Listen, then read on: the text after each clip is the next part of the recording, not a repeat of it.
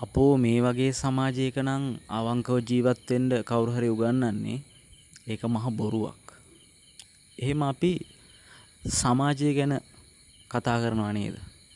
මේ වගේ සමාජයක අපිට ඇත්ත කතා කරලා අවංකව ජීවත් වෙලා වැරදි දේවල් වලින් අයින් වෙලා හොඳ විදිහට ජීවත් වෙන්න ඇත්තටම බෑ මේ වගේ සමාජයක කියලා අපි බොහෝ වෙලාවට සමාජය ගැන කියනවා. ඒ වගේම අපිට හොඳ වැඩ කරන්නත් බෑ මේ සමාජය ඇතුලේ. අපිට කොහොමත් නරක වැඩත් එක්ක තමයි ජීවත් වෙන්න වෙන්නේ. මෙහෙම ඕන තරම් අපි අහලා තියෙන මිනිස්සු මේ සමාජය ගැන තමන්ගේ අදහස කියනවා. පින්වත්නි අපි මේක මෙහෙම මොහොතකට තියලා අපි මෙහෙම හිතුවොත් කාට හරි කෙනෙක්ට කිව්වොත් නෙළුම් මලක් වගේ ජීවත් වෙන්න කියලා. ඒක කොයි වගේද? බුදුහාමුදුරන්ගේ දේශනාවල තියෙනවා පద్මාකාර ජීවිතය කියලා එකක්. නෙළුම් මලක් වගේ ජීවත් වෙන්න කියලා. මොකද්ද ඇත්තටම මේ නෙළුම් මලක් වගේ ජීවත් වෙනවයි කියලා කියන්නේ?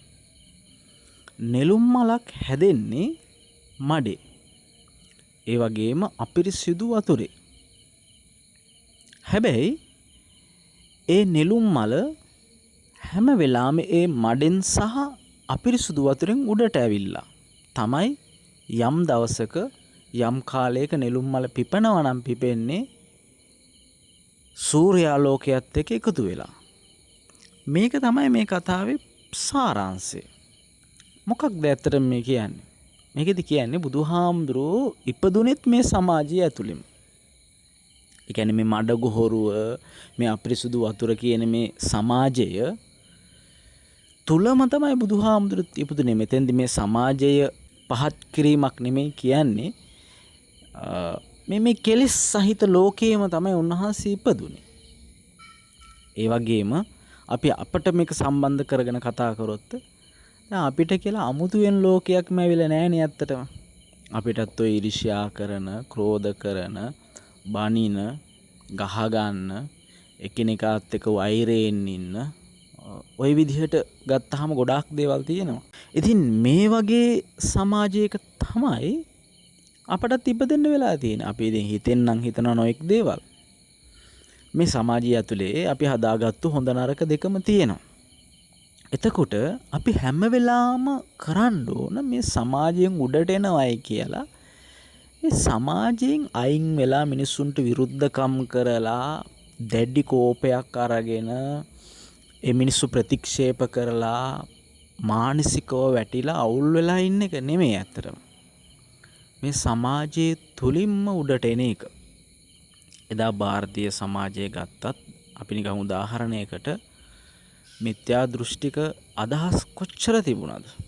බෞද්ධයි කියලා 아무තෙන් කට්ටියක් හිටියේ නැහැ. අපි මේ කතා කරන දේ ඇතුලේ මිත්‍යා දෘෂ්ටික ආගම් දෙසටක් තිබුණයි කියලා කියනවා.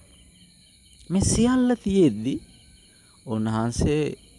උන්වහන්සේගේ ගමන ගියා. ඉතින් අපිටත් මේ සමාජයට බැන සමාජයේම වැරදි කතා කර සමාජයටම දොස් කියා ඉන්නවට වඩා ඇත්තටම වඩාත් හොඳයි තමන්ගේ ජීවිතය දිහා හැරලා බලලා තමන් කළ යුතු දේ මොකක්ද කියලා හිතන එක. සමාජයේ තියෙන වෛරය තුරන් කරන්න උත්සාහ කරනවා වෙනුවට අපි තුල ඇති වෛරය තේරුම් ගනිමු අපි. සමාජය වෙනස් කරන්න හදනව වෙනුවට අපි මුලින්ම අපි වෙනස් වෙමු. මම හිතනවා තමන් වෙනස් වීම තුල තමයි සමාජයක් වෙනස් වෙන්නේ. මේ පద్මාකාර ජීවිතේ නෙළුම් මලක් වගේ ජීවත් වෙන කතාව හරිම වැදගත් අපේ ජීවිතවලට. හරිම වැදගත්. ඔබ බිරිඳත් එක්ක, ස්වාමියාත් එක්ක, දරුවොත් එක්ක ජීවිතේ තේරුම් අරගෙන කටයුතු කරන්න. ඒක අර නෙළුම් මලක් වගේ තමයි. නෙළුම් මලකට අපි අහලා තිනවා වතුර දැම්මට, නෙළුම් කොළයකට වතුර දැම්මට ඒක රඳා පවතින්නේ නැහැ. අපි දැකලත් තියෙනවා. ඒ වගේ අපිට මේ සමාජය ඇතුලේ මිනිස්සුන්ගේ නොයෙක් කතන්දර අහන්න ලැබෙනවා. සමහර කට්ටිය කාලයකට වැරදි කරනවා. සමහර කට්ටිය දැන් නම් අපිට හිතනවා මේ සමාජය දැන් නම් හොද්දටම විනාශ වෙලා දැන් මේ සමාජය නැති වෙලාම යාවි.